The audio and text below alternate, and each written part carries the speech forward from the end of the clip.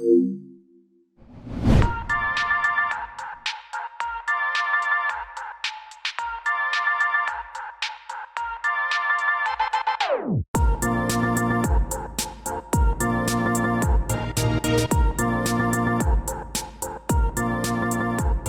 guys, and welcome to episode 30 of Operation PlayStation, powered by Audio Technica. I'm one of your hosts, Dash, along with my co-host, Mr. Paul James. What is going on, Padge?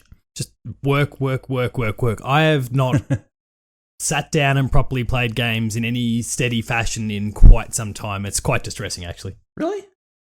Oh, yeah. No, work's been kicking my ass. Family is well and truly kept me on the toes. The fact that we now have a 5-month-old that's only just coming down the other side of having a severe bout of colic has really meant that there's not been a hell of a lot of sleep and not a lot of time for games. Oh, damn. So, as I tweeted out the other day, I managed to finish Cyber Shadow finally. The game's been out for 3-4 weeks at this point. I've been playing it since the day it came out. Yep. I've managed it's a 4.5-hour game. Took me 12 hours of actual game time, 4 weeks, 700 and something deaths because I was just not in a place to be able to play a game like that. Right, yeah.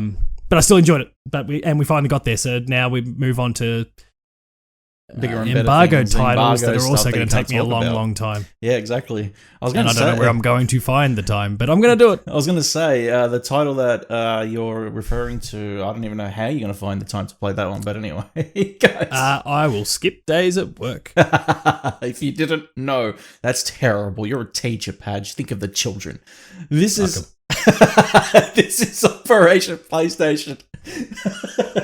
Fuck those kids. Dashgamer.com's dedicated PlayStation podcast where we dive deep and dirty and discover what the latest and greatest Future doesn't mean shit to me. PlayStation has to offer, including including stuff that's happening in 2021. Jesus, if you Current gen gaming. That's right.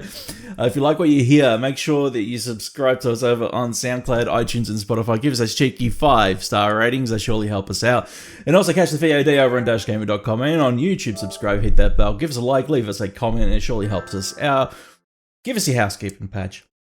Firstly, students, some of you are listening, no doubt. Dori, I love you. You're great. That's awesome. You've got very bright futures ahead of you. Awesome. I have no doubt. I'm just going to walk all this stuff back. All right. What I've been doing, not a hell of a lot for reasons that we've just discussed before. Parent teachers would be interesting.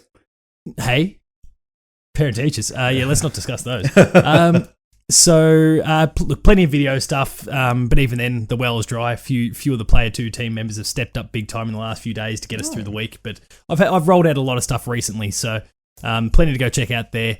And then there's Dev Diary. So the most recent episode featured Simon Boxer. I think we spoke about that last time because he was the upcoming guest at that point. And the newest guest going live on Thursday, I am yet to announce, and I won't be doing so tonight because this episode is coming in so hot that I'm planning to record it, I guess, the night that this the day this episode goes live, it'll be recorded Thursday, that night, yeah? and we'll need to roll out on Thursday. So Say the name. In. Say the name. I'll bleep it. Say the name. That's huge. That's a nice big name. That is a really good name. Yeah. So that's a good get. Coming on the show, presumably tonight, all things going well, and then going live the very next morning. That'll be one to listen to. I'm definitely hyped for that. Yeah. That's for sure.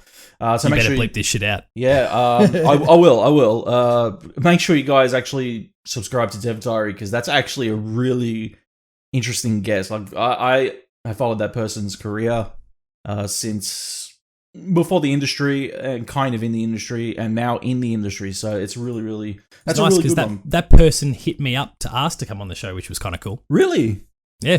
Nice. Well, it's definitely a must listen, so I definitely will be taking a look. But for anybody out there, please subscribe to Dev Diary. Check it out on player2.net.au. Dashgamer.com, we have a few pieces up right now. A Bravely Default 2 review, thanks to the kind folk over at Nintendo. So make sure you guys check that one out. 5 PlayStation games we hope to see on PC sometime this year with the whole PlayStation to PC initiative that's happening. Other than Days Gone, I don't really care. Those dorks don't deserve shit. Taxi Chaos review.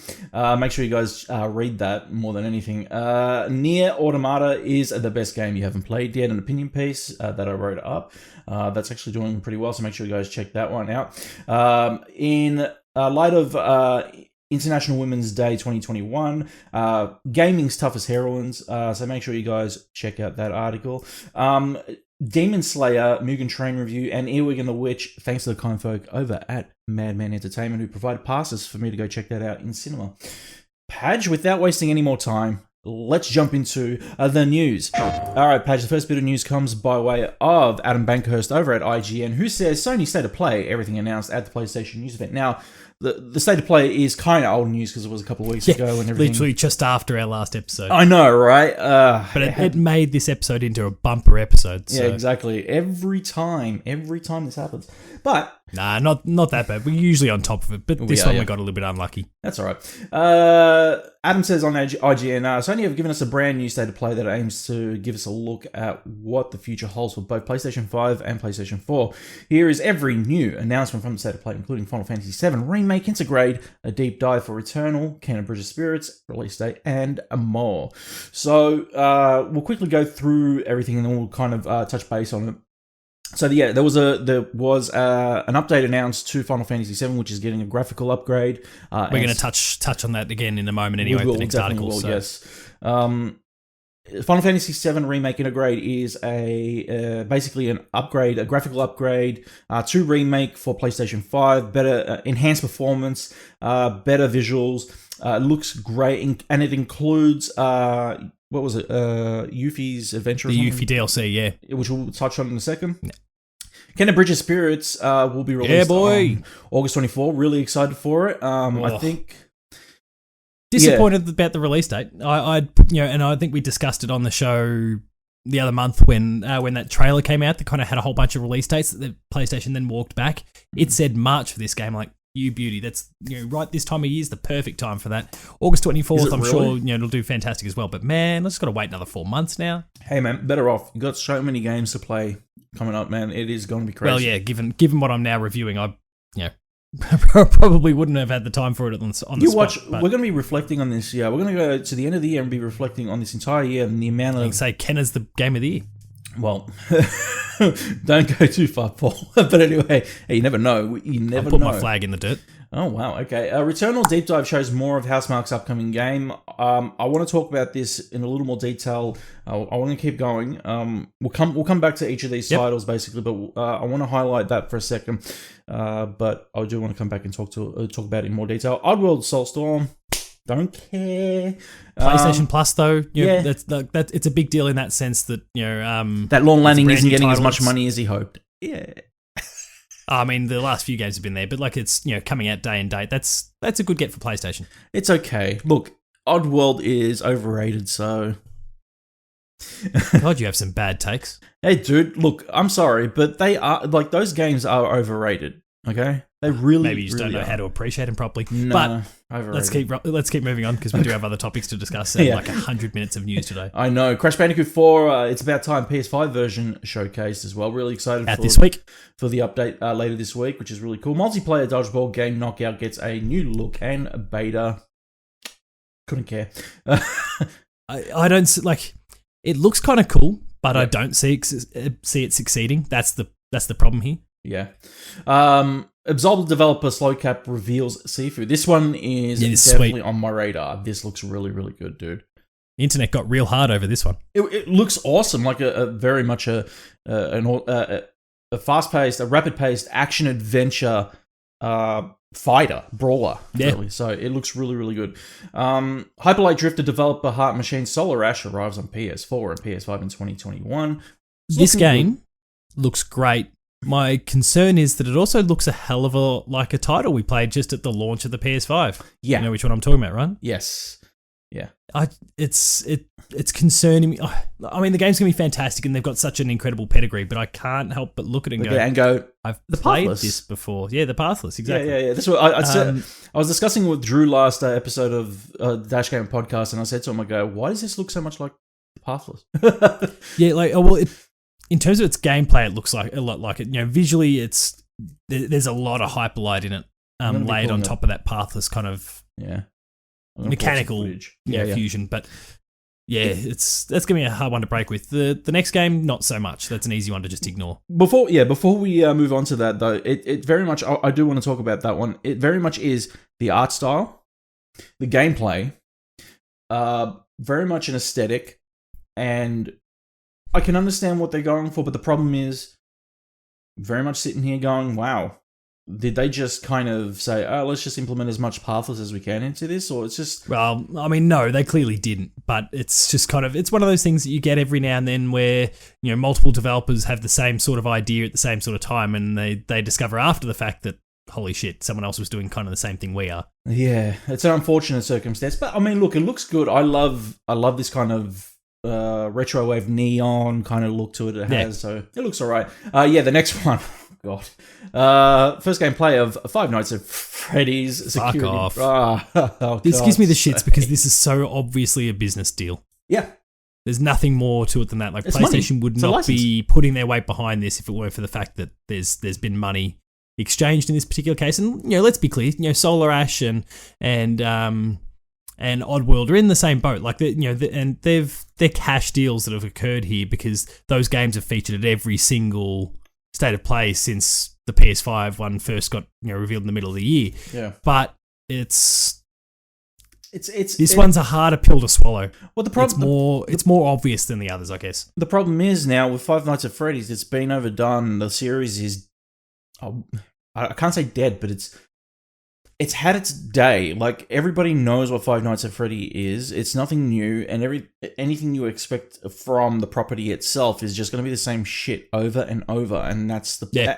And, like, because the property is being now hot potatoed, it basically puts it into the hands of, like, more business savvy people rather than it being an independent release. And, you know, people loved it for its... how do I put it? It's low budget horror. It's shitness. Yeah. Now that it's getting the royal treatment, it's like the magic is gone. So I'd argue never had any, but I know I'm kind of in a... No, actually, I'm not in a minority. I'm just not a teenager. The final bit of news from the State of Play. Deathloop trailer gives us a new look at the stylish game from Arcane Studios. Looks cool. Yeah, it looks alright. It's good that development's coming along on it. It's great that they actually highlighted it in a PlayStation State of Play. You know, well, that's another one though. They've been doing that since the PS5 reveal. So, yeah. And there's obviously business deal in place because that's very well documented. Because we'll be talking about the Bethesda. second last of its sort. We'll be talking about Bethesda later in the show. So, the reason I say it got a nice chunk of airtime during the State of Play. So it's just interesting that you know, the entire deal between Bethesda and Xbox has finally come to like pretty much an end. It's pretty much done. It's done. It's complete. They are now in cahoots, and it's just interesting. And we'll be definitely touching on that during the show. Now I want to bounce back to Returnal. I am not excited for Returnal. I'm actually confounded by what was actually shown. I'm concerned, if anything, by what was shown. I really feel like there's very much more like this No Man's Sky RPG kind of esque deal that's happening here with it. Very slow, tedious, monotonous kind of deal, but with those moments that do have, you know, third person shooting and all that kind of stuff. But I feel like there's a juxtapose there and a contrast there that just, I don't know, there's nothing alluring about it. I don't know, maybe it's just me.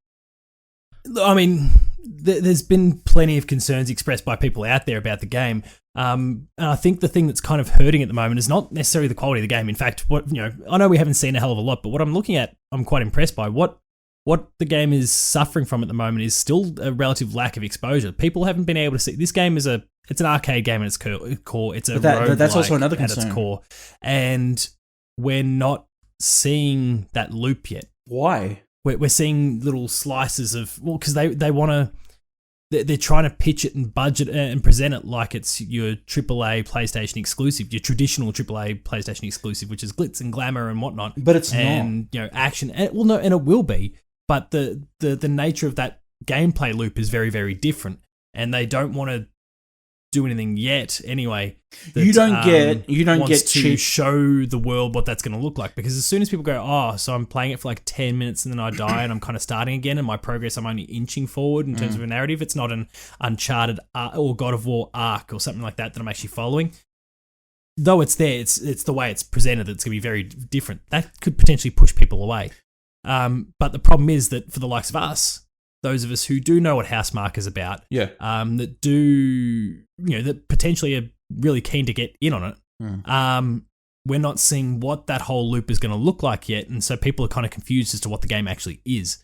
They're kind of, by avoiding focusing on the one thing that us core people know all about, they're basically speaking to no one at the moment. That's the issue. It's a marketing thing. It's not the game. I will back that game in to be exceptional because Housemarque is an exceptional studio.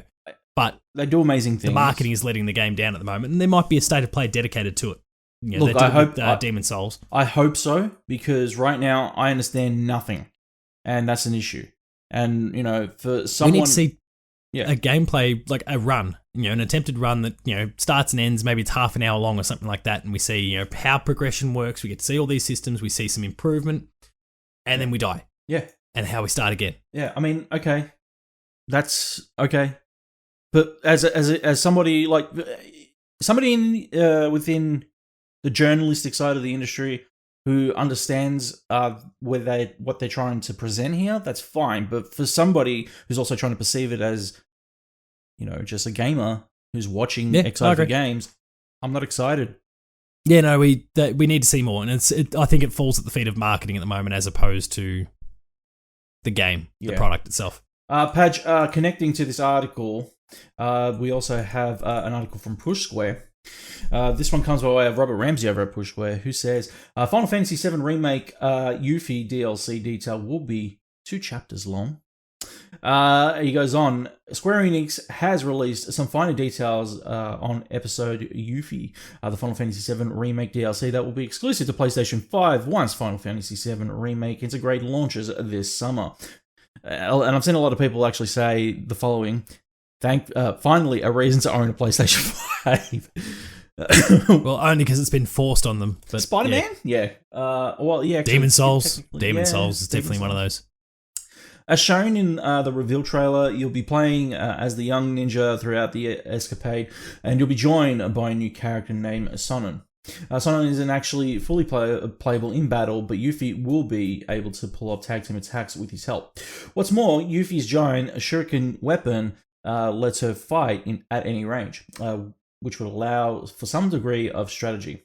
As for the story episode Yuffie, all we know is that it will spread across 2 chapters. We obviously don't know how long these chapters will be, but if it's anything like the main game, we probably bet on this DLC just being a few hours long at most. Hopefully, 3 hours. Yeah, probably more than likely. Hopefully, it's entertaining while it lasts. I'm probably going to gauge about 4. Possibly. I guess that it allows some scope for some exploration. Can we just double back to one point that you made before about the finally something to play on the PS5? Yeah. What gives me the absolute shits about this whole thing is the fact that it comes out the day before Ratchet does. All right. Fuck right off, Square Enix. Fuck right off. And PlayStation, you're allowing this thing to be exclusive. Why the hell did you let them do it?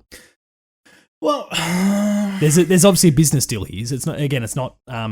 Okay, it's not just. It's not that Square Enix is working independently. Go, well, no, this is our. This is a deal. Flag in the sand here. This is a deal. And PlayStation can turn around and go, well, look, we're very keen to have you, but you are sabotaging our own product here to an extent. Can you go? Not really. 2 weeks earlier. 2 weeks later. No.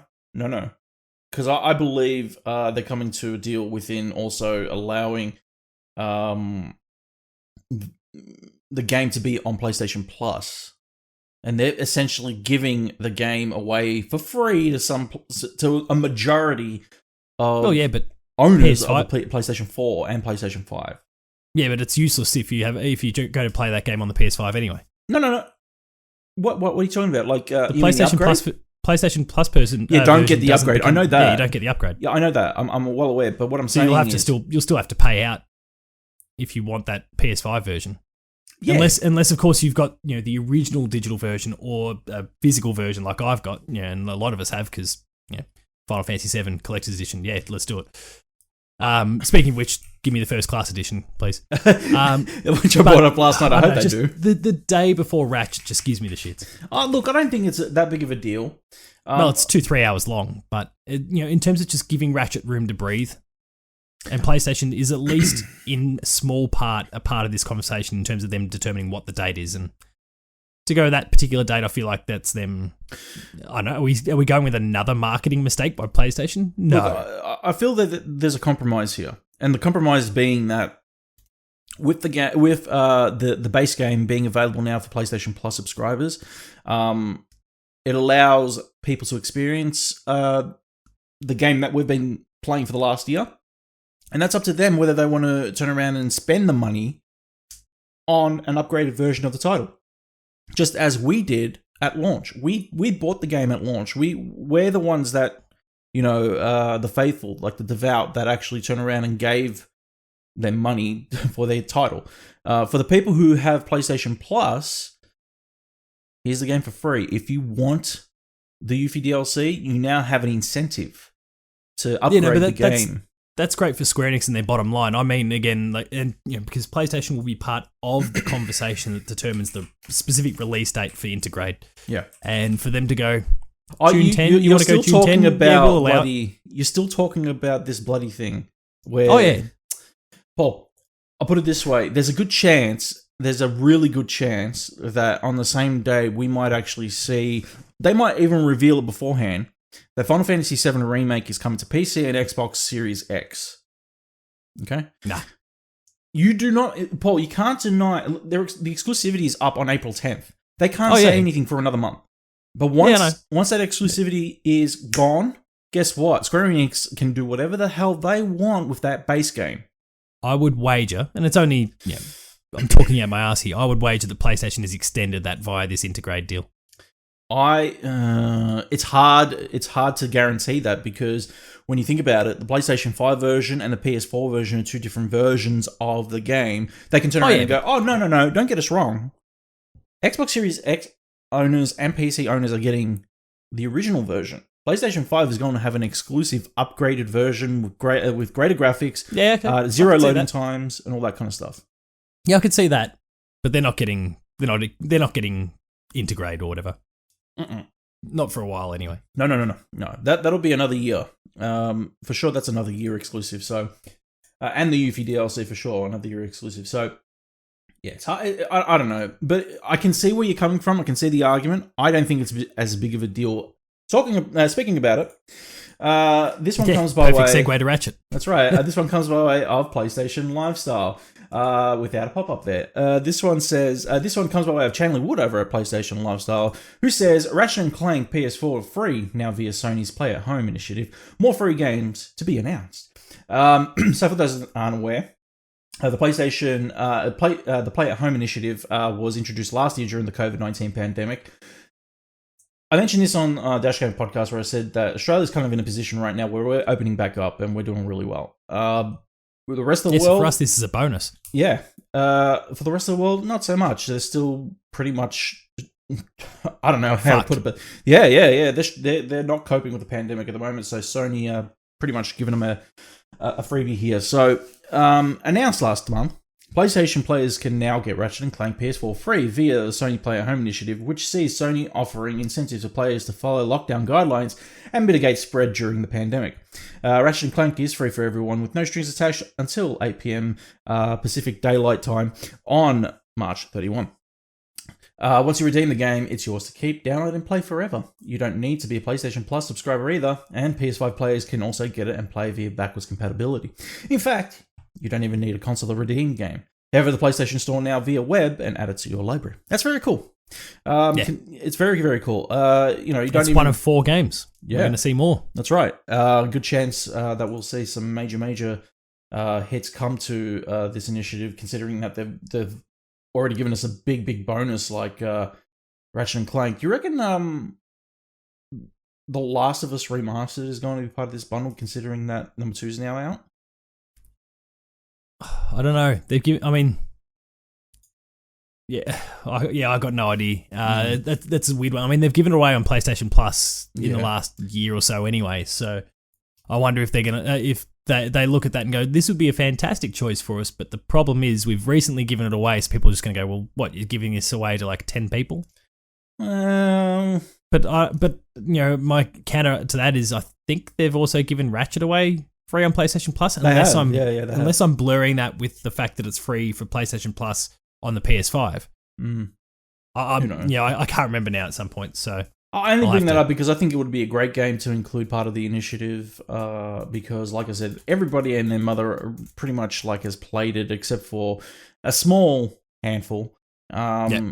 So yeah, it'd be a good one as a freebie to give away as well, I reckon, if for the person who hasn't actually experienced such a magnanimous classic as The Last of Us. It's unequivocal like that. It just stands the test of time, man. The next one comes from the PlayStation blog, directly from the PlayStation blog. This one comes from Hideki Nishino, Senior Vice President, Platform Planning Management, who says, introducing the next generation of VR on PlayStation. I know that you're very excited for this one, Paul. Here we go. Oh, God. More than 4 years ago, we launched PlayStation VR to offer a transformative new way to play games on the PS4, providing a much stronger sense of presence and deeper immersion to players compared with traditional games. In that time, we've seen tremendous experiences that have propelled virtual reality gaming forward, including highly acclaimed games like Astro Bot Rescue Mission, Tetris Effect, Blood and Truth, Moss, Beat Saber, and Resident Evil 7 Biohazard. We've also enhanced the experience for some PSVR titles when played on PS4 Pro and PlayStation 5.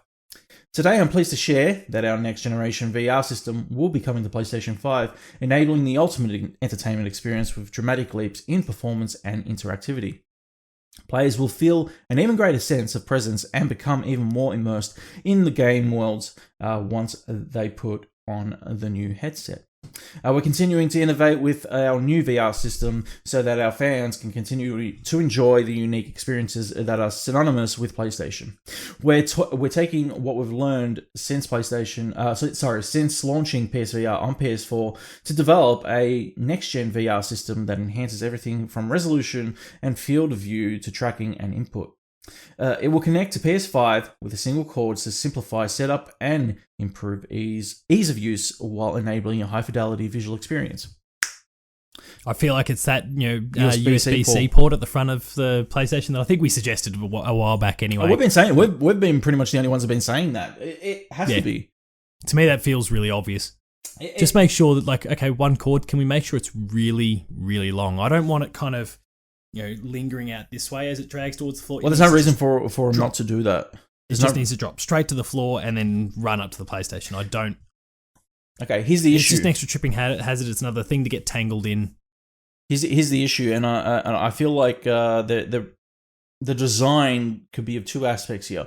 One, if it's a single cord, like how I'm holding my headset here right now for people that are watching, they might impose a brick here along the cord for people who own headphones that are not necessarily wireless. If they don't include that, guess what? They're forcing you to buy a pair of the Pulse 3D headsets. Oh, they won't do that to you. Are you sure about that? Oh, yeah. Yeah, 100% sure about that. Okay.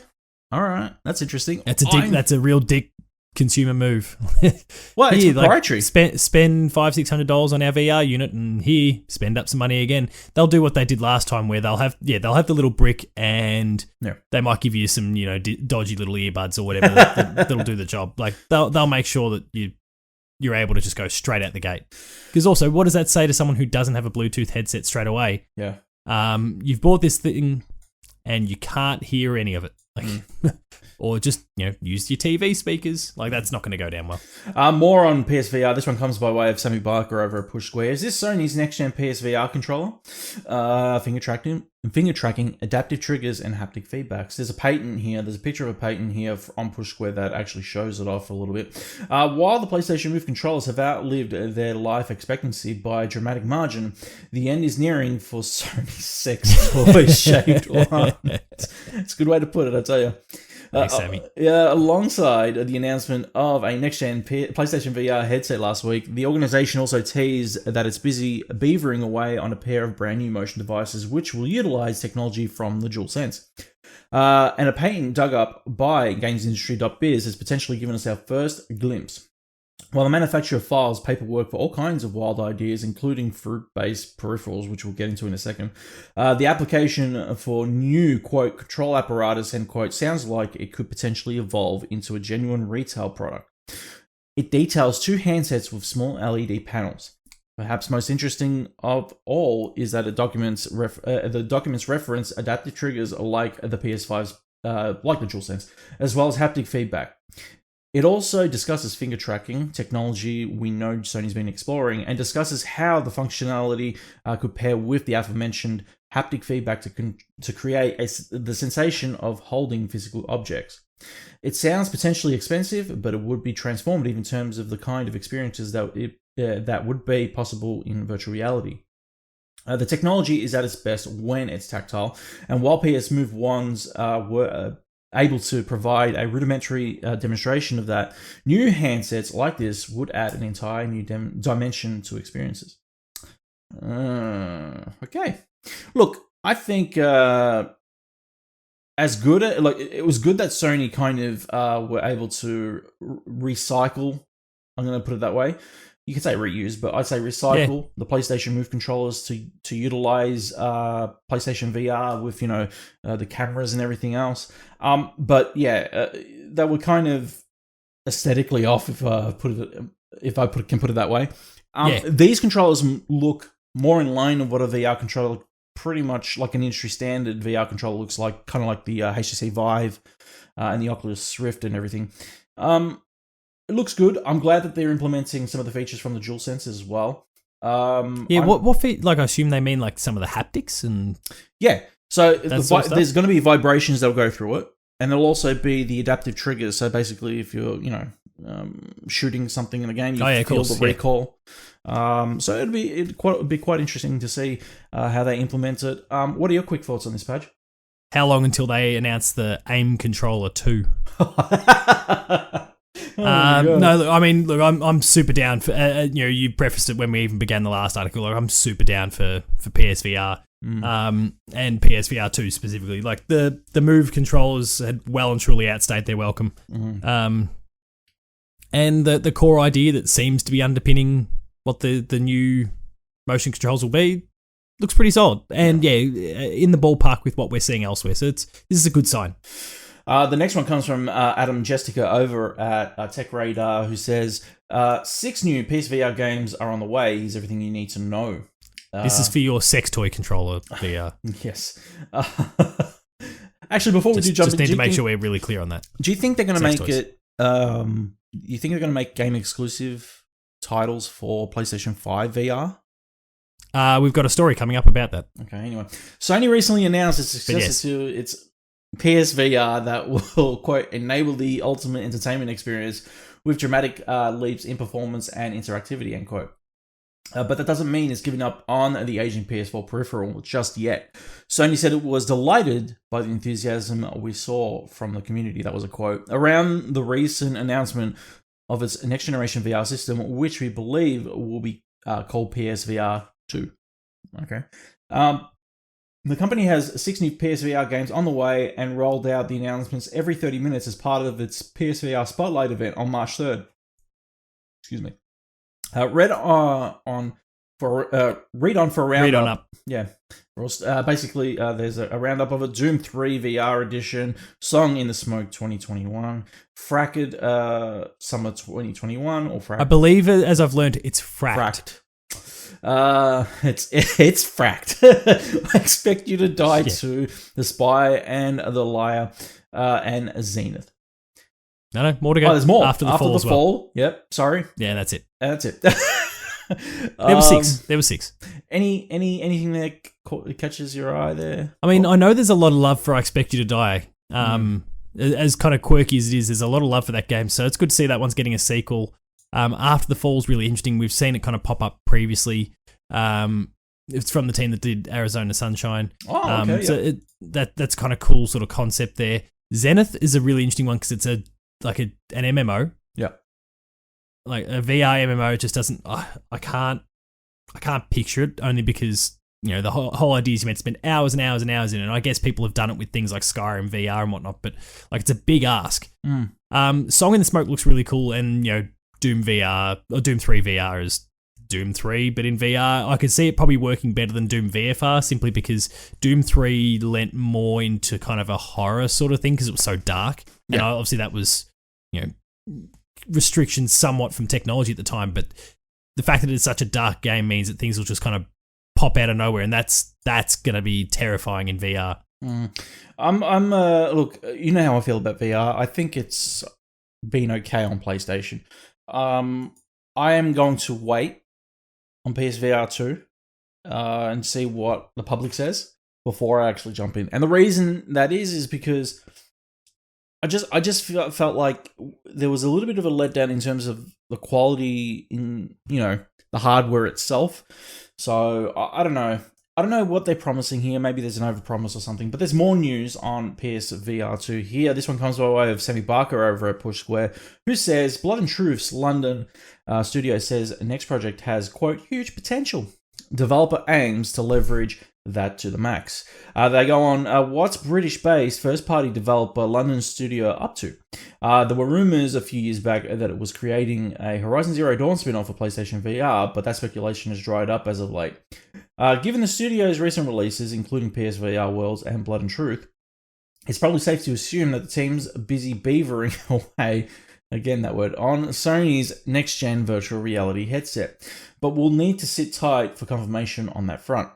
One thing we do know is that the developer believes that its next project has, quote, huge potential, as an interview with the co-studio heads, Tara Saunders and Stuart White, sheds a little more light on the team's culture, history, and ambitions moving forward. Quote, I want us to dream big and realize our full potential, but at the same time ensure that there is a real emphasis on ethical and sustainable game development practices, end quote. Saunders said of the studio's goals moving forward. Quote, we have super strong values in place that mean we should be keeping in mind the importance of inclusivity, balance, and team spirit on a day-to-day basis. Our next project has huge potential, and we want to leverage that to the max by empowering the team to thrive and deliver a top-quality game, end quote. I mean, that's a very PR sort of response. The interview is literally on the Sony London website. So it was spun in a certain way. You can definitely tell, and heavily curated to kind of look a certain way. But at the same time, London studio, who I know that there's lots of love out there for the likes of SingStar and those sort of things from certain pockets of the community. But in my eyes, they'd kind of just meandered along for a decade, maybe even two, basically since The Getaway, and they then lent into iToy and SingStar and all those sorts of things. I'm like, what? You guys had could do so much more. And what they've done since VR has come along has been fantastic. I'm liking the direction they're heading back in again. They with Blood and Truth, they were kind of exploring the Getaway, the origins of kind of that studio, whilst also embracing and experimenting with new technology, and that was really cool. And I'm hoping that that's kind of just lit a fire in their belly again, and that they're going off and doing more of this sort of stuff, and it seems like they might be. So I'm really kind of keen on what comes next for the studio. Paj, the final bit of VR news comes by way of Gerald Lynch over at Tech Radar, who says one of the first PSVR 2 games may have just been revealed. Farpoint developers are making a return. So this is probably where what I alluded to before, the aim controller is going to come back into play. With PSVR 2 virtual reality headset officially announced by Sony for PS5, if not yet fully revealed, we could now be seeing the first PlayStation VR 2 games starting to rear their heads. Could we see them starting to rear their heads? That's what possibly being teased by developer Impulse Gear, the developer behind blockbuster PSVR exclusive Farpoint, pictured above. It's revealed that it's working on a new VR game. Its first fresh title since Farpoint's launch 3.5 years ago. Could this be Farpoint 2? As it could be one of the first games to launch with PSVR 2, being one of PSVR's biggest launch hits. It's likely Impulse Games would like to replicate the success of any successor but the developer has also stated that this new title is expected to launch in 2021. Okay. Look, that 2021 bit's confusing. Yeah. No, I don't think so. And second of all, I don't know whether it's viable to kind of continue with the Farpoint franchise. As good as it wasn't a smash hit. You know? Yeah, I mean, no, the game was basically a PS2 game in terms of like FPS design. It was pretty basic. Yeah. I'd wager it's not a Farpoint sequel, but yeah, they are working on a PSVR 2 launch title of some sort. Yeah. I guess it's possible that there's something else in the middle here, and then their PSVR 2 title. Paul, I'm more inclined to think that they're probably just not. Yeah, I don't know. I don't hit 2021. Yeah, I don't think. Well, VR2 no, definitely won't be not. in I don't think 2021. so. I don't think we're going to see it in 2021. No way. But yeah, I just don't think it's viable for them to do another Farpoint game. I think they should focus on a new property, and especially if they're leaning into the development studio in particular to be heading into them with launch. There should be a new property to go in with it as well. Like what you're hearing today? Be sure to follow all Dash Gamer podcasts on SoundCloud, Apple Podcasts, and Spotify by simply typing dashgamer.com into the search bar of your favorite podcast provider. And don't forget to check out our gaming, anime, and pop culture related news on dashgamer.com. Now back to the show. Padge, let's talk about the weirdest one. The dumbest story. This one comes by way of Hiram Cryer over at Games Radar. These bloody pop-ups who says, Sony files a patent to help you use bananas as a PS5 controller. I will have to see if this bears fruit. God. A new PlayStation patent appears to detail a literal banana as a PS5 controller. As first noted by GamesIndustry.biz, Sony has recently filed a patent for a new control device. What's weird about this controller is that it looks exactly like a banana, as you can see in the image from the original patent filing just below and above, if you're watching. Quote, it would be desirable if a user could use an inexpensive, simple, and non-electronic device as a video game peripheral. The description with the original patent filing reads, quote, the present disclosure seeks to address or at least alleviate some of the above identified problems, end quote. Furthermore, Sony's solution to this problem is a, quote, non-luminous passive object being held by a user, end quote, and could be an item like a pen, orange, pencil, or even a banana. It's just the dumbest shit. This is why when we talk about patents, we always say it's not guaranteed, because this is fucking stupid. I don't think so. I think this is innovative. I would say sitting down to play your PS6, let's say, with a banana is not innovative. It's moronic. Okay, and I obviously understand that the banana is just an inanimate object that they're trying to use to demonstrate the whole point here. And it's kind of curved, so it kind of fits in the hand, maybe a little bit neater. I'm not going to do that and talk about bananas for too much longer, because people could gift me out here. But it's dumb. All right, Padge, I'll put it to you this way. We've just been spending like 15 minutes talking about PSVR, right? Yeah. Yeah. So a controller could be anything in PSVR. Now think about that. So you're saying that I could use my banana as a banana in PSVR, throwing knife or something like that. No, well, yeah, Bang, across the room. Well, you could, and it would be a lot safer than actually using a knife.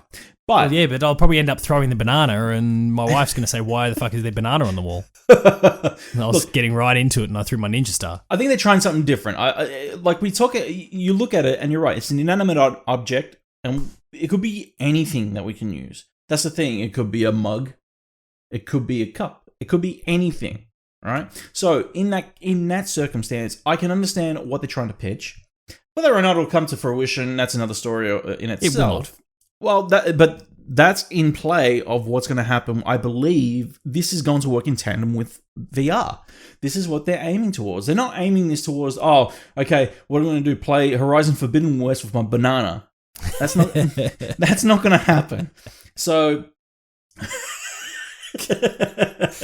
At which point they buy Nintendo out and we play Donkey Kong with a banana.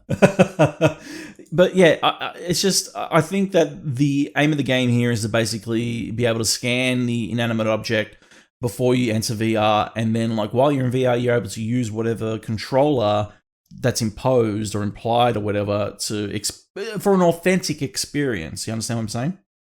Yeah. So that's an awful idea, but yeah. That's at least what I'm gauging from it. I might be wrong. They might even turn around and go, oh, guess what? Gravity Rush 3 with a banana. Speaking of which, good segue, Dash. This one comes by way of...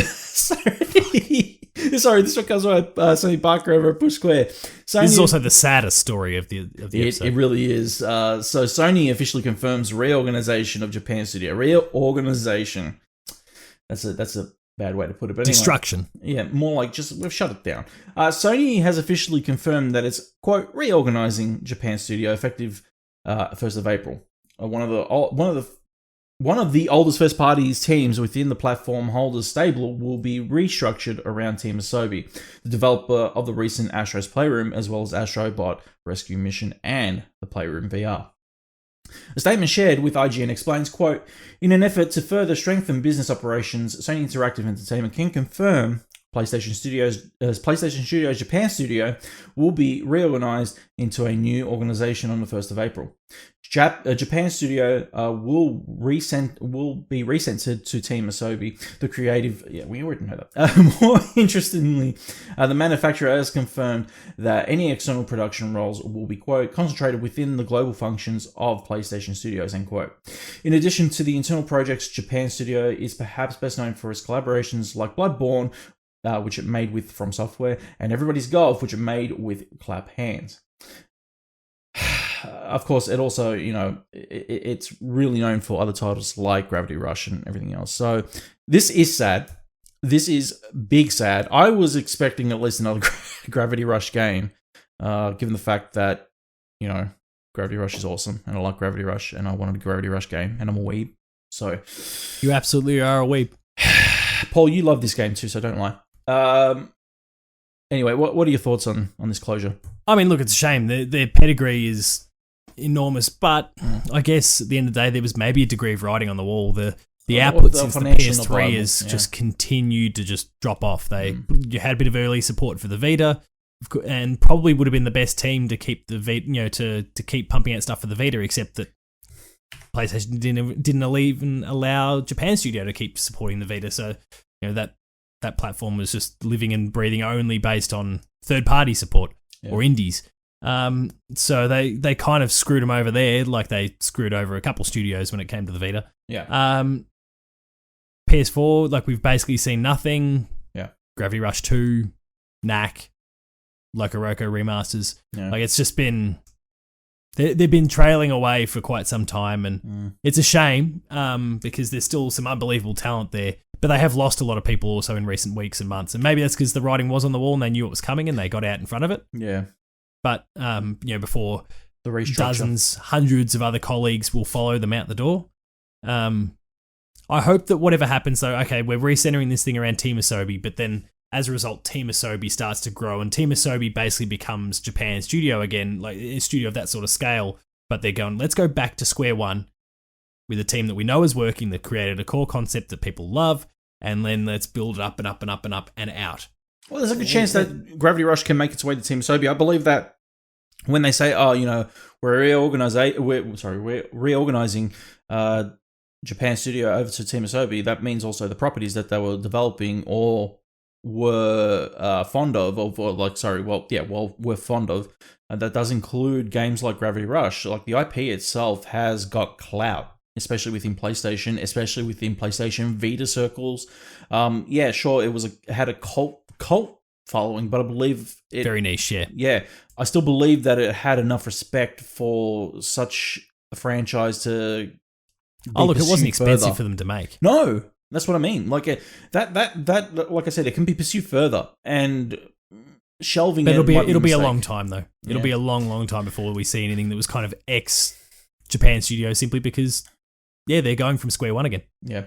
Padge, the next one comes from Shannon over at Press Start, who says Elden Ring A new Elden Ring trailer has leaked. Gamers have been waiting for absolutely anything new from Elden Ring since the game was announced almost 2 years ago at E3 2019, and it looks like a leak has beaten Bandai Namco to the punch. Whispers started last week that we get a new look at Elden Ring in March before a trailer that was presumably meant to debut sometime at some point this month starts leaking onto YouTube overnight. Sorry, I'm kind of all over the place at the moment. So far, there's 3 little bits of the trailer on YouTube, and people have also cleverly used AI to make the quality better.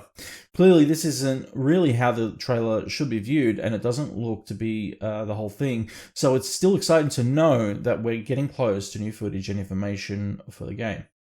So there were bits and pieces of the trailer leaked, and it was implied by Jeff Grubb over on Twitter that at an Xbox presser later this month, they would reveal this trailer, basically. Do you think that Aaron Greenberg has done his best to try and squash that on the Xbox? Do you think side, it's true, though?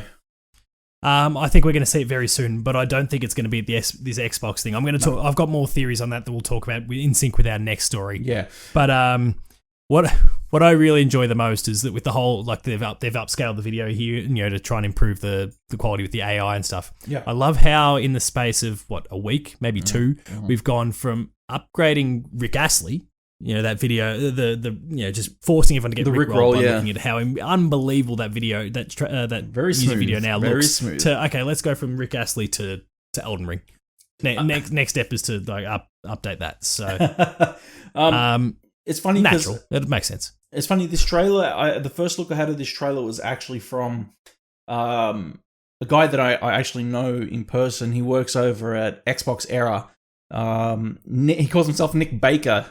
Nick Bakopoulos, you freaking Greek. He turns around and goes to me, "Oh, hey, just a bit of advice for you. You might not want to..." He DM'd me and he goes, "You might not want to let your PlayStation Plus lapse next month." He found out about Final Fantasy beforehand because he's like this with Mr. Grubb. And then when this was leaked on his Twitter account, I DM'd him almost immediately and I said, "So, how'd you get your hands on this?"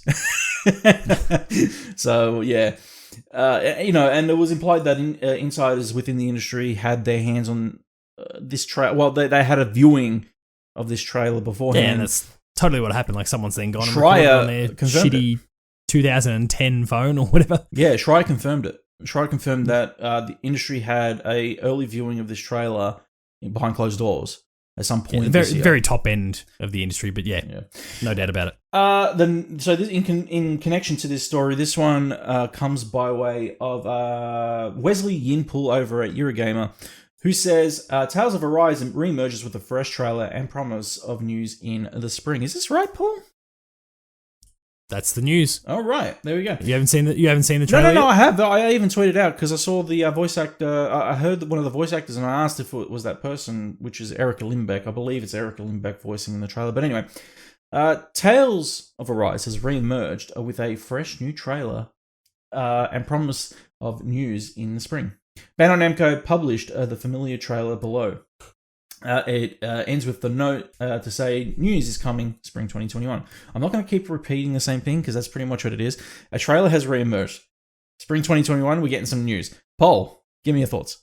This was maybe a week, 2 weeks ago now that there was Bandai Namco had trademarked Bandai Namco Next. Yep. What, in my eyes, and I think also many others, is basically their Nintendo Direct state of play style platform. And so linking in with our last conversation there about Elden Ring, I think both of these games will feature sometime in the next couple of months whenever they get all their ducks in a row and are ready to go. And based on the trailer, they're saying spring, so that could be any time from now through to the end of May, where we'll see both of those games. We'll probably also see what's the real weeby one that looks a lot like DMC? Scarlet Nexus, like flower pot heads. Thank you.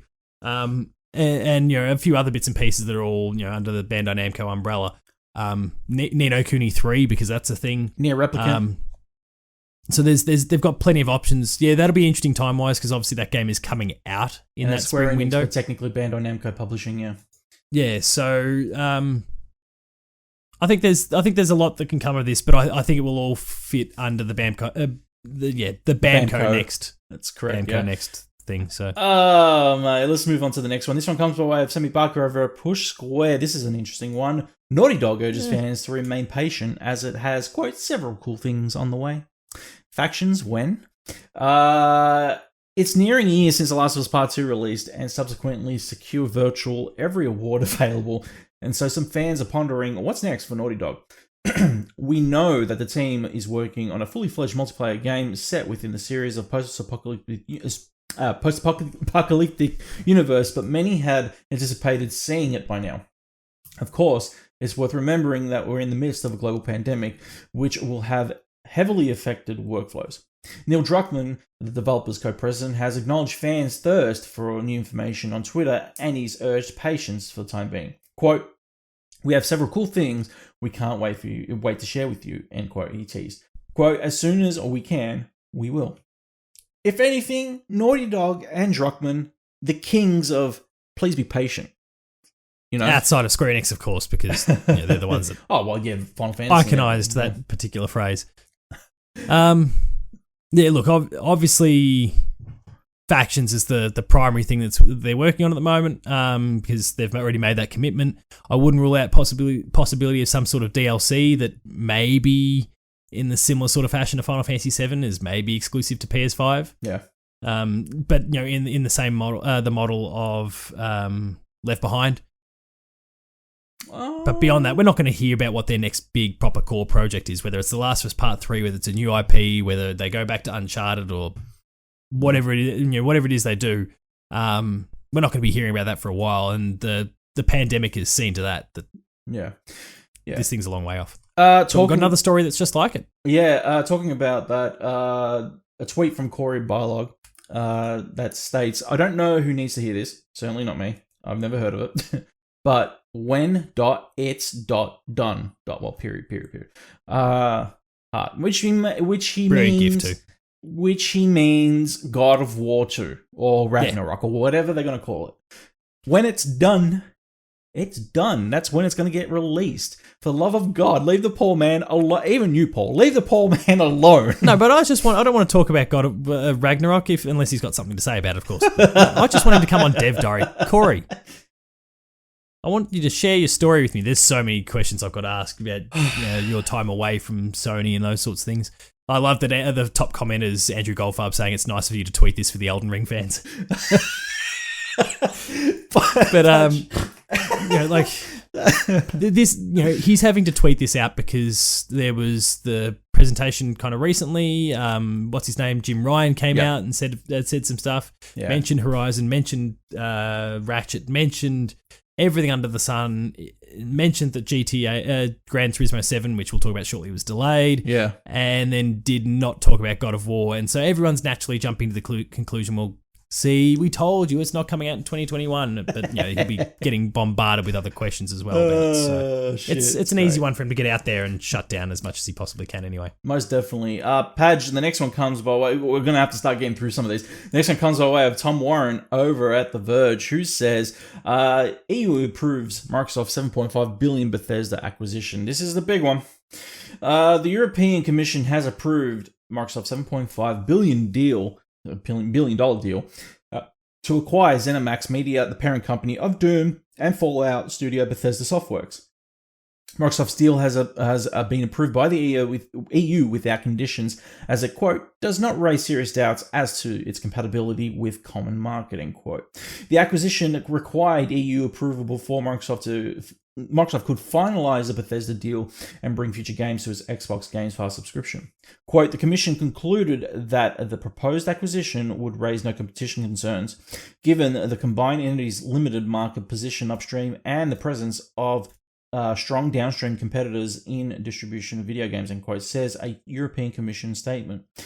Quote, the transaction was examined under the normal merger review procedure, end quote. I mean, look, that's the way the cookie crumbles. It's one of those things now where we're looking at it and going, damn. Like, as a PlayStation... legal mumbo jumbo there. Well, as a PlayStation fan, it's kind of haunting. Intimidating? Well, a little bit, because there is a good chance now, from this point forward, Mr. Spencer can turn around and go, nah, it's not happening. Yeah. You know? And there's some really good arguments to be made on both sides, and we've kind of had a little bit of it ourselves. Yeah. I'm still of the mind that we'll be getting most of these games on PlayStation. It's just exclusivity. Or DLC or timed exclusivity or DLC, or just the simple fact that Xbox can go, yeah, sure, you can go buy every single one of our games and give us $70 and thanks, we'll take your money. Yeah. But you could also just have an Xbox, not even necessarily have an Xbox, but just have Game Pass on PC and you will straight up get the game for a few dollars a month. Yeah. And even like when they do the $2 a month. Obviously steady flow for Xbox at that point. So there's really good arguments to be made on both sides of the fence as to will they or won't they. Because, if they lock it down, then more people will buy Xboxes. Just naturally, it's going to happen. Do you think Bethesda is enough for people to be like, oh man, I really want to play the new Doom, I've got to buy an Xbox?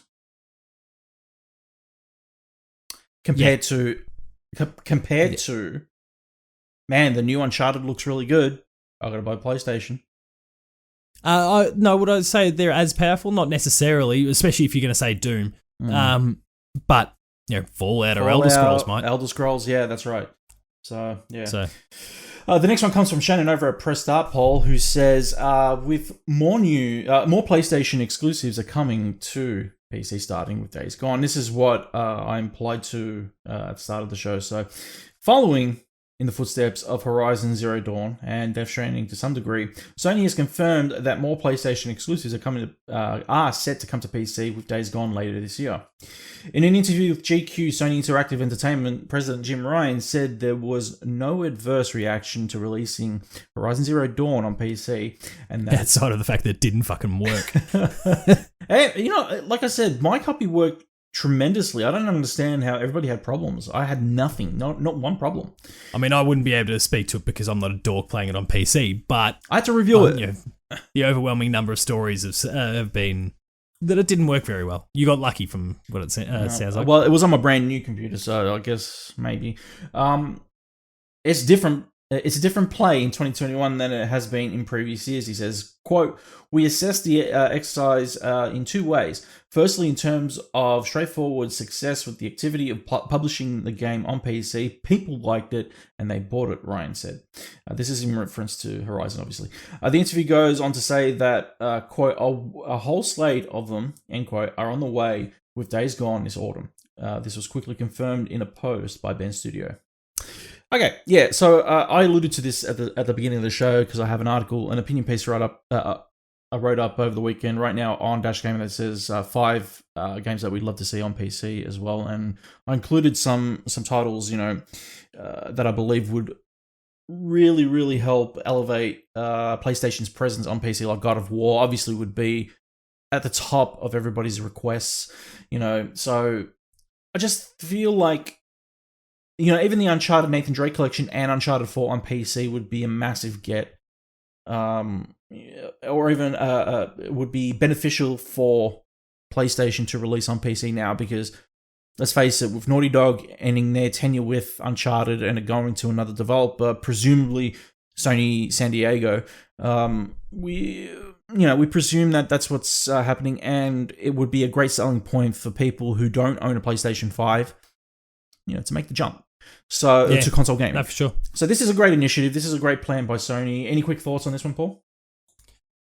Look, not necessarily. I mean, again, I've been slagging off PC dweebs for a little while now, so yeah. I don't think any PC gamer listening to me speak right now is going to take me too seriously. Wow. And understandably so. It's a rod I've built for my own back. Yeah. But there are some fantastic PlayStation IP out there, stuff that people haven't been able to access if they haven't owned a PlayStation. PC players are starting to get that opportunity. I think it's fantastic for them, honestly. They can see the light somewhat. But no, I mean, like, getting these games out there is awesome. I know you're not a Days Gone fan. No. It's good for that franchise, obviously, to get it out there. Yeah. Like it will be for any other PlayStation exclusive that comes along. I think specifically in the Days Gone case now, I know that there's, there can still be I don't like the game, I don't like the loop or whatever, and then basically a lot of the thoughts that you have kind of towards the game, but I actually think that this PC version will ultimately review better than the PS4 one for one core reason. Not necessarily that it's a better or worse game or anything like that, because that's all subjective still, but for the fact that the bugs that were just so prolific at the launch of the PS4 version, they're not going to be there. No, they'll be ironed out. And that, obviously we know a lot of those issues really fell at the feet of, God, I keep going back to we PlayStation marketing. We assume. Oh yeah, sorry, yeah, can't be sure, but I think the odds are quite good. Yeah, the odds are good for it. Now, PlayStation marketing fucked up the first time around. If I recall, on my previous podcast series that I did a couple of years ago, we scheduled a special to do specifically on Days Gone as a review special. We didn't do it because it was just a broken mess at the time, the game. But when we did talk about it the next episode, I specifically mentioned that Days Gone would have benefited from being a PC game, not a PlayStation game at the time. I'll take your word for it. No. The gameplay. Well, I did. I still have it up. The gameplay loop itself feels more like a PC game than what it does a console game. It would work better on PC. That's how I feel, and I really do believe that. I believe that Days Gone will be appreciated much more on PC than what it is right now on console. So, look, possibly, I think it will regardless, just because the final product is going to be in better condition. But it remains to be seen. There could be those extra layers to it as well, yeah. Yeah. But anyway, we'll see what happens when it does release on PC later this year. Padge, the next one comes by way of Liam Croft over at Push Square, who says, Gran Turismo 7 delayed to 2022. Like, I didn't see this one coming, on PS5 due to coronavirus. An extended pit stop, he says. Gran Turismo 7 has been delayed to 2022 as it faces development challenges relating to the coronavirus pandemic. Confirmed via Polyphony digital statement from a GQ magazine interview with Jim Ryan, the driving simulator will no longer launch this year. The full statement reads, quote, GT7 has been impacted by COVID-related production challenges and therefore will shift from 2021 to 2022. With the ongoing pandemic, it's a dynamic and changing situation, and some critical aspects of game production have been slowed over the past several months. We'll share more specifics on GT7's release date when available, end quote. All right. I mean, look, if they keep working on it and polish it out, then I'll be happy. If it comes to PS5 and it's subpar, I'll probably let it slide because of COVID. I don't think they can allow for that to be the case because the franchise has slid a little bit. The franchise has slid because it's not Forza. In recent years. What was that? Sorry. The franchise has slid because Forza's been huge. They haven't been churning them out at any great rate. 5 on the PS3 wasn't fantastic. Then we've had Sport, which... Yeah. And so it's been a long time between drinks, and the last 2 drinks haven't been all that good. But I also believe that the reason they're delaying it is not because the COVID situation has impacted the game's development. It's affected Kazunori Yamauchi's ability to go out to a racetrack and get seen by everyone doing it, which usually then spoils what tracks. Every single game. He gets busted at one of the tracks, and and that's, oh my god, there's another Gran Turismo game coming, because he's been seen with his team doing whatever at the tracks. He can't do it because of the pandemic. That's it. I can't spoil the show for everyone, so I'm not releasing it. Fuck you guys. Yeah. Padge. Not appreciating that nearly as much as you should be. No. I understood what you're saying, but it's a long show. Well, it's not even that. It's just that GT7 has kind of fizzled in my eyes. It's just, I own an Xbox for the reason that I love my Forza. I love Forza. You can't tell me any different. Like, hey, it's not the superior, the ultimate driving simulator out there on the market. You cannot beat for sure. Forza. That's it. No, I'd agree with that for now. So look, there's scope for them to do it, but they're yet to prove themselves in that space. And that's a shame, because Gran Turismo were king. They were king, but they're not anymore. There's no reason why they can't be, but it's going to take a phenomenal effort. Page, the next one comes by way of Arnott van de Velde. Van de Velde? Van de Velde? Is that how you say it? Van de Velde? Arnott van de Velde. There you go. Arnott van de Velde. I reckon you've nailed it. There you go. With a bit of help, but you got there. WCF Tech, is that how you say it? WCCF Tech, yeah, There whatever. you go, yeah. Says, and by the way, this is one of the most useless updates. I'm going to just say it before I even read the title. Okay? This is one of the most useless updates. Death Stranding PS5 and PS4 Extended Edition is, quote, ready and done. Insider says expected to be announced soon. Why? Because the reports are that there's also a couple extra chapters coming. That's why. All right, anyway, the rumored And remember, I'm saying this as a person who's still yet to play the game. Oh, Paul. Jesus Christ. The rumored extended edition of Hideo Kojima's Death Stranding for both PS5 and PS4. Okay, so now that you've said that, you're the market for this game. You are the market for this game. Well, I'd like to hope that I just get a free upgrade to the PS5 version. I think it's going to happen, but anyway.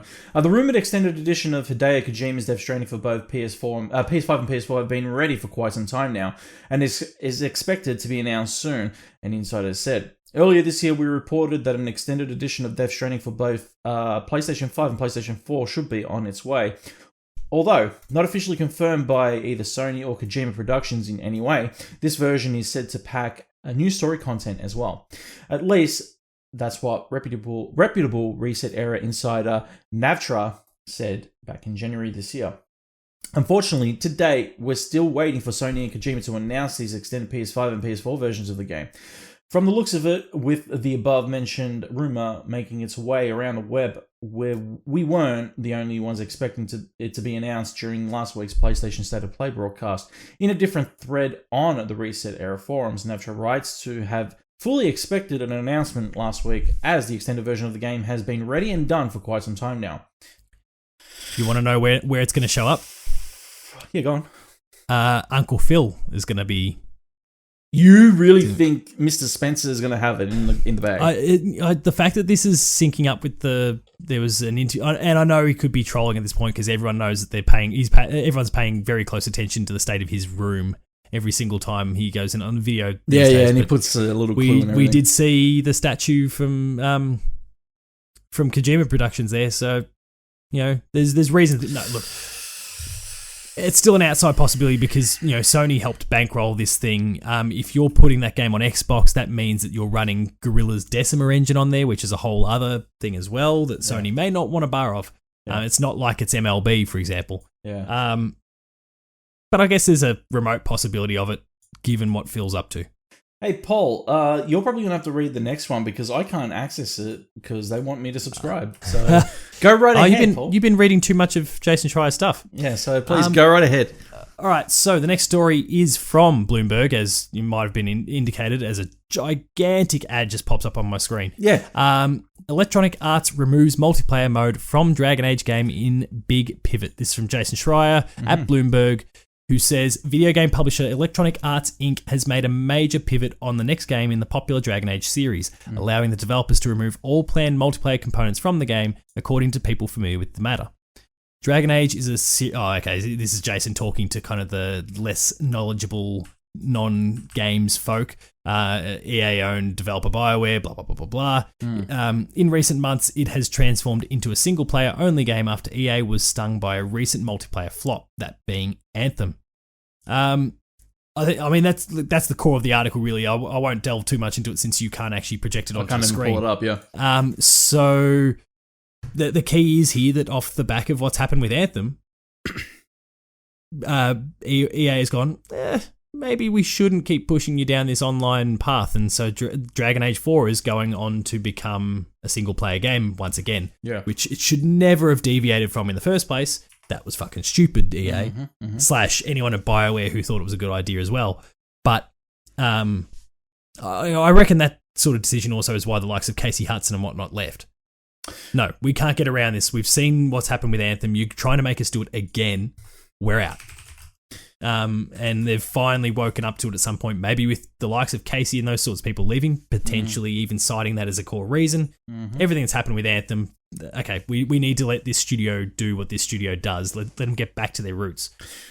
I was going to say, do you think that this is like the Anthem shutdown, as I would put it, or cancellation, is now going to affect the relations in terms of some of the key developers within the studio that are going to turn. Like you just mentioned one major name that has left. Yeah, Casey Hudson. Mark Dara. Yep. Others have undoubtedly left as well. Yeah, Like which have not been named yet. There's going to be Yeah. there's going to be major backlash. There's going to be major fallout due to the cancellation of Anthem. And this could very well be an attempt from EA and BioWare executives, whoever remains, to be like, please don't go. Like, hey, we're making the game. We're going to make the game the way we've always made games. Please stay.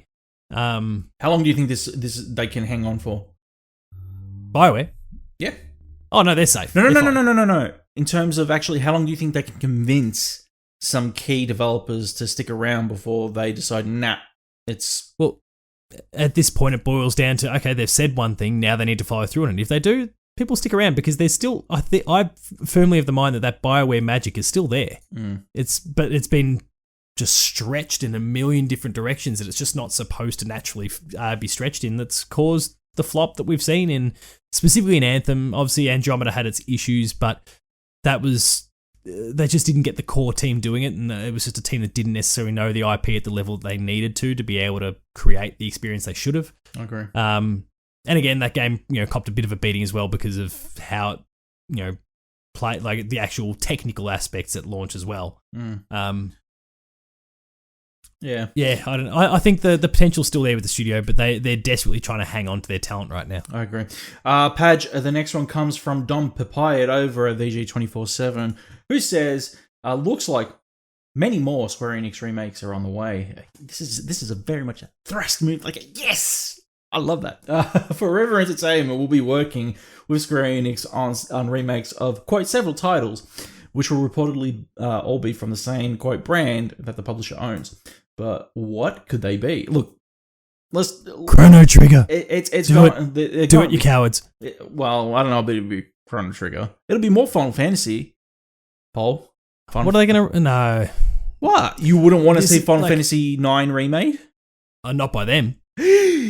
Wow. No, I don't mean as in Square Enix. I mean by this Forever Entertainment. Oh, Forever Entertainment. Okay. Why? If let's just lean slightly into the Final Fantasy 9 thing for the sake of you raised it. Yep.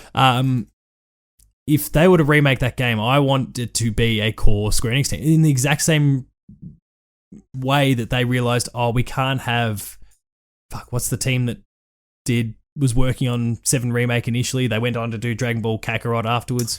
CyberConnect. Yep. Sorry. No, all good. They had CyberConnect working on it and they've gone, nah, let's do it ourselves. Mm-hmm. I would want the same thing for Final Fantasy 9 as well. The thing is, you could probably make an argument for Chrono Trigger being in the same thing because that game is like S-tier video game. JRPG, yeah. So, you could maybe make the same argument there, but like this remake, this team isn't Bluepoint. They did Panzer Dragoon, which I think in part reviewed poorer because the game has aged significantly. But did they take... It got like a 60-something on Metacritic. Did they take Final Fantasy VII Remake away? Yeah. Yeah. They they had the team reason out. for They it. realized, no, we're not happy. They had all reason to do it. I mean, look at Kakarot. That fizzled because it just was poor. Well, it hasn't fizzled. The game's... I mean, there was even more DLC announced the other day. Oh, no, and the no, game sold like hotcakes. But I'm talking about more along the lines of having a devout audience like Final Fantasy VII Remake. Look at the popularity of that game compared to where Kakarot is right now. I mean, it was never going to, but yeah, I understand what you're getting at, though. Yeah. So, look, and I can understand your argument in vein of, having a side developer, basically work on the brunt of a remake and then have Square Enix kind of peer over their shoulder and go, yeah, looks like you're doing a good job there. Keep going, son. So it's I can understand. This could be things like more mana games because obviously we're getting which one's the PS1 one now? Not Dawn, Adventures. Fuck, there's so many of them. I've lost track. Legend of Mana. Oh, Legend of Mana. The PS1 title, like that's obviously coming in a few months from now. That's off the back of the first 3 games in the franchise already having been remade / re-released. Like they've got a bit of a track record with that at the moment, so it could be aligned with that. It could be to do with Saga. It could be to do with Star Ocean. There's a whole bunch of different things they could possibly be doing. It could even be Dragon Quest. Like they could remake some of the old Dragon Quests. That'd be cool.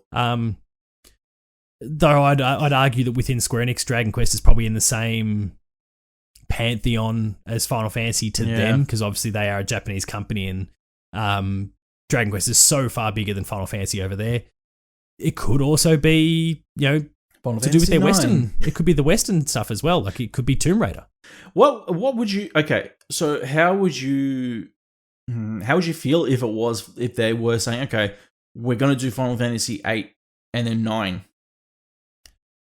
You better prove your worth with 8, because if you fuck up 9, I'll come But for you. they've already established. Look, Square Enix will be overseeing the development. There is no way that they will let it slide if it's shit. I think if it's a core Final Fantasy title, it's in house.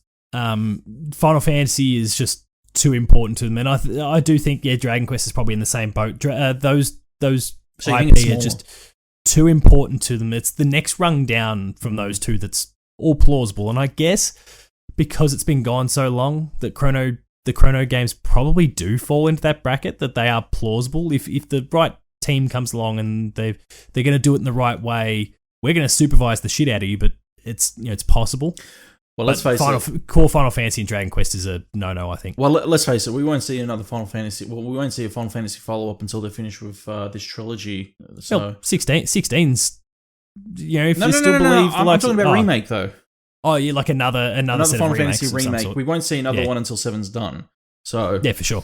Anyway, Patch, the last story of the night comes by way of Liam Croft over at Push Square. He says, Ghost of Tsushima creators made ambassadors of the actual island. That's amazing. The real-life island of Tsushima will be honoring the work of Sucker Punch Productions by making both the game director and creative director of Ghost of Tsushima permanent tourism ambassadors.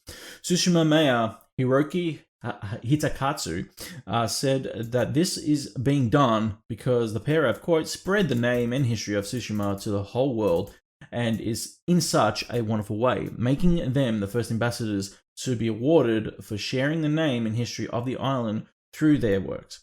Sony will now collaborate with Tsushima Island to set up a new tourism campaign designed to teach fans about the place and its historic landmarks. In a statement, Hitakatsu said, quote, even a lot of Japanese people do not know the history of the Genko period.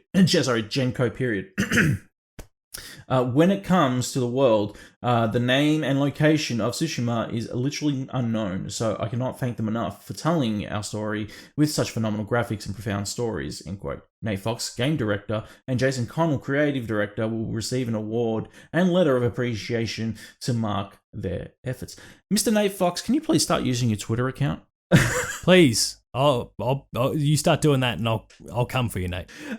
This is awesome though. Like, this is our good news story of the night. Yeah, just a little nice, a little feel good story. But yeah, it's great. I mean, it's obvious the impact that it's had though. Like, it's obviously done wonders for highlighting their history and all those sorts of things. But you'd remember that we spoke. Oh, geez, when it first came out, I think it was January. The whole Torygate thing and the fact that was it a GoFundMe that got there, or it was some sort of crowdfunding thing anyway that helped it, made it happen. Kickstarter, but yeah, and they smashed through the goals they were looking for there, and I think that's all down to what the game has achieved and shining a light on this part of the world and the history of it. So it's been amazing. I feel the only thing I feel sorry for Brian Fleming. I feel like he probably deserves to be in that same, like, it should be the three of them, Nate, Jason, and Brian. I feel like he's just missed out there, but I'm sure he'll still be thrilled for the other two guys anyway, and what it means for them and the studio as a whole. But Brian probably deserved a gig too, in my opinion. Yeah, probably. I mean, look, it's really cool. I like this, but the cultural impact it's had definitely, superseded probably what they expected. So that's amazing. Great work to Sucker Punch. PlayStation. All right, Paige, time for the PlayStation pick this week. It's my turn. And some bullshit. Every time I pick a game, you got a problem. Well, come on, Paul. Get into some shit games, I guess. No, it's not. So we're going to be talking about Crash Team Racing. Can I remind you before you dive into this that this is the when he denies like he did, just let me remind you, the wonderful listener, the wonderful viewer of this show, that this man picked Croc Legend of the Gobbos at some point. Yeah. He also picked God of War 2018, which is obviously an exceptional game, but doesn't really quite fit in the bracket of what we're looking to achieve here. He picked that weeby shit Persona 5. And what's the problem with that? big Final Fantasy remake a week or two after it came out. No, the week that it came out. We said no restrictions. I don't know if we did, but no. Anyway, all right. Talk about your shit knockoff racer. Crash Team Racer released in 1999. The final Crash Bandicoot game under Naughty Dog was obviously a racer, not a platformer. A weird way for the studio to say goodbye to the franchise, considering that they had become synonymous with the IP itself. So the thing is, though, I really believe that it really innovated kart racing games. It's hard to. There's a lot of arguments between Mario Kart 64 and this title because they were within the same generation period. Yep. So the thing that I really find amazing about Crash Team Racing in comparison to Mario Kart is that it really had much more immersion in terms of physics in the game. The gameplay physics were a lot better than Mario Kart 64. A lot of people didn't really appreciate that because when they were when you play Mario Kart 64, yeah, sure, amazing game in its own right. Don't get me wrong, but Crash Team Racing really introduced more in terms of what would revolutionize kart gaming. I would say it really evolved it a lot. Like Mario Kart took a lot in terms of what Mario Kart took a lot from Crash Team Racing that Crash Team Racing introduced in terms of basically like a lot of the game physics and the mechanics that were introduced. Like there's a lot that was borrowed from from Mario Kart to Crash, because without Mario Kart there would be no Crash Team Racing. But with Crash Team Racing, there was rampways and different hills and everything else that they put within different tracks and everything. These are all physics that were not in Mario Kart, nor were they in Mario Kart 64. A lot of Mario Kart 64, yes, it was three-dimensional, but it wasn't really three-dimensional. If you go back and play that game, the design of the game itself, like even some of the characters, they are literally flat sprites. They are flat sprites, much like they are in like Super Nintendo and everything else. They're flat sprites. Well, I mean, that's a perk, I guess, of Mario Kart 64 coming out 3 whole years before CTR but, did. Yeah. That's fine. But people still make that comparison in that period, Paul.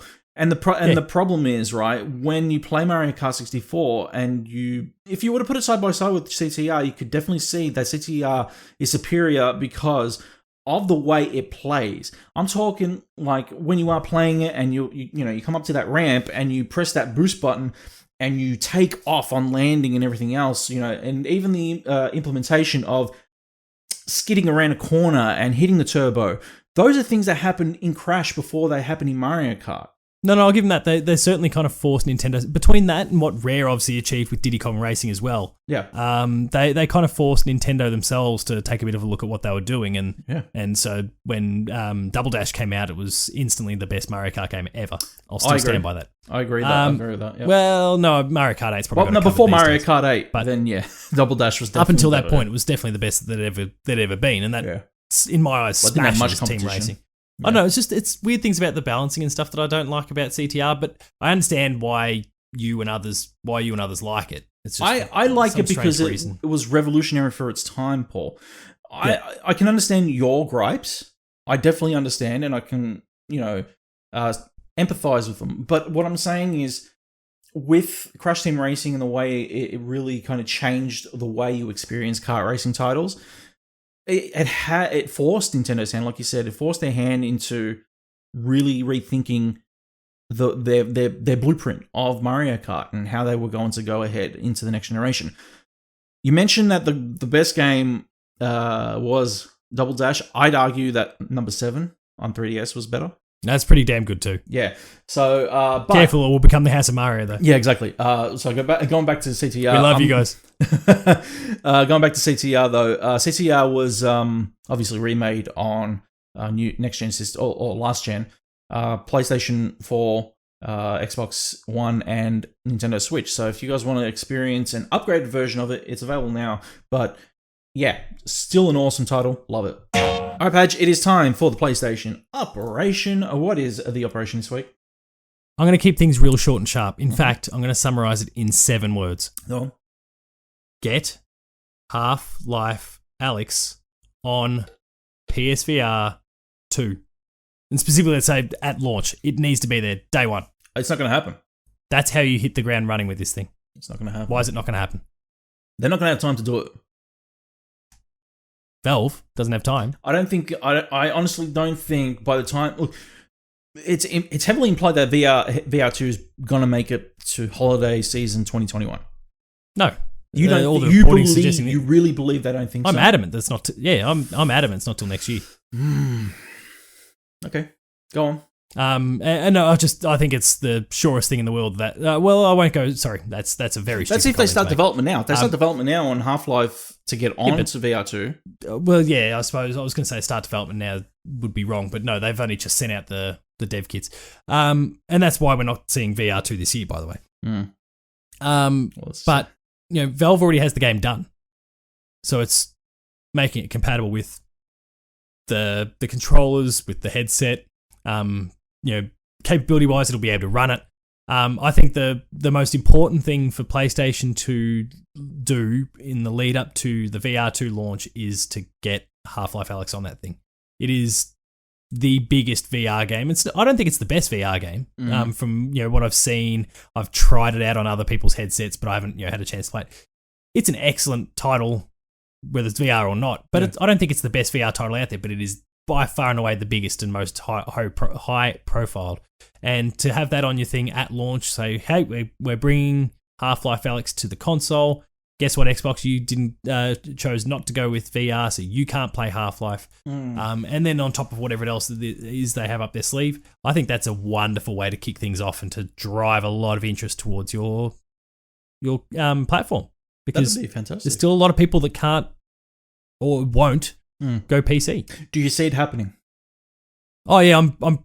Whether it happens at launch is that's probably I think where my argument might fall over, if it's going to happen. But the game itself will come to PSVR 2. It's just a matter of when, I think. Yeah. All right, Padgett, it's time for the drop. What have we got this week?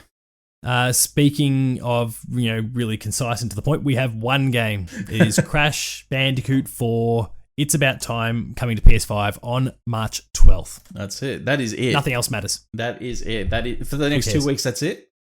Yeah. God damn. Oh look, I should probably check. Where are you getting your sources from, mate?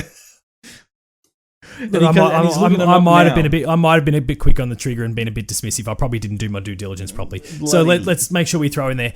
Marvel's Avengers, the update is coming on the 19th for PS5. Yeah. Bell and Wonder. No, that doesn't quite fit. No. Bell and Wonderworld is the week of our next episode, and that's it. Based on that demo, you do not want to play that game. Wow. So basically 2 upgrades within the next week, and that's it. That's it. Yeah. God damn. Okay. Well, you can't really blame PlayStation for not putting out a drop this week at all, because there's nothing. Yeah, be very, very brief. Major thank you to once again our executive producers this month. Cat B, Ewan Hosey, Brendan White, and Drew Agnew. You too can support Operation PlayStation and dashgamer.com by heading over to dashgamer.com/Kofi. Drop us a couple of bucks and you'll get a shout out at the end of every single episode of Ops and the Dash Gamer podcast. What's up? You're smiling. I just did a little bit more research, and there's one other game that what is it? we really, really shouldn't care about, but it's coming in that time. It's Stubbs the Zombie in a Rebel Without a Pulse. That is coming to PlayStation 4 on March 16th. Fuck that noise, because that's game. I don't know if you saw it during that Nintendo Direct when they re-revealed it. That definitely looks like a launch title on the original Xbox, and looked shit then, and it looks shit now. So, oh my god, have fun, everyone. Guys, if you didn't know, this has been Operation PlayStation, dashgamer.com's dedicated PlayStation podcast, where we dive deep and dirty and discover what the latest and greatest PlayStation have to offer in 2021. You can follow Mr. Paul James on Twitter at Paul James Games. You can follow myself on Twitter at DashGamer. Don't forget to follow the show over on SoundCloud, iTunes, and Spotify. Give us those cheeky 5-star ratings. They surely help us out. And also, cash the VOD over on dashgamer.com and on YouTube. Subscribe, hit that bell, give us a like, leave us a comment. They surely help us out. I want to give a major thank you to everybody out there who has actually been coming in and viewing the episodes as of late. Our numbers are just insane lately. They've been going up on YouTube. People have been commenting as well. I want to say big thank you. I just can't thank anybody enough. You have I'm eternally grateful for that. Also to our listeners as well over on iTunes and SoundCloud and every other platform. Thank you so much. We love you all. Thank you, thank you, thank you. But until 2 weeks, this operation is complete.